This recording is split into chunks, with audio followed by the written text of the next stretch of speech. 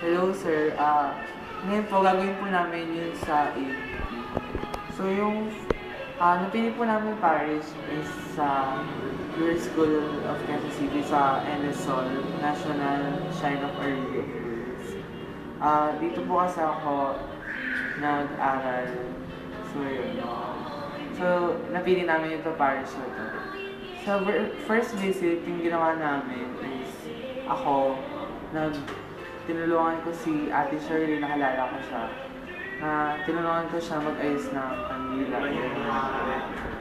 Tapos, naglinis kami ng kandila, tapos, ayun, abay ni-interview ko siya, tinanong ko siya na, Ate Shirley, matagal ka na ba dito na nag-aalay sa simbahan? Sabi ko, anong purpose kung, parang nag-udyok sa'yo para magsilbi sa simbahan, ganyan. Sabi niya na nag-unlock sa kanya is gusto niya mag-alay sa church. Tapos matagal na habang in-interview lang siya na matagal na pala siyang nag-aalay sa simbahan.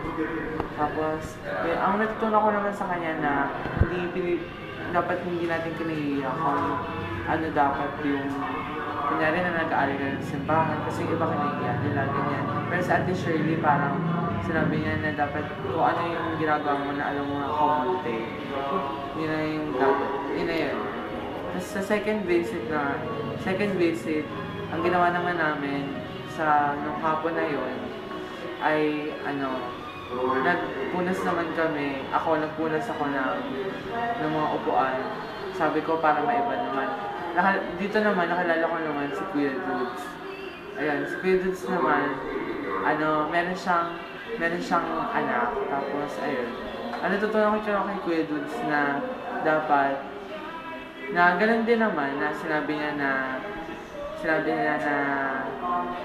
dapat di mo rin kaya kung ano man. Kasi ang pag-aalay daw sa Diyos ay parang isang blessing din daw. Ganun. Tapos sa third visit naman, ginawa naman namin ng gabi, nagsara kami ng gate. Kasi sinara namin yung mga pintuan, tapos binalik namin yung altar.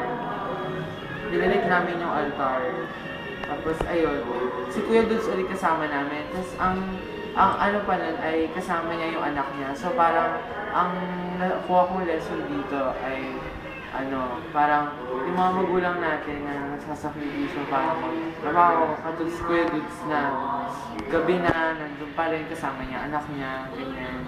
Yun lang po. Tapos sa fourth visit, sabi niya,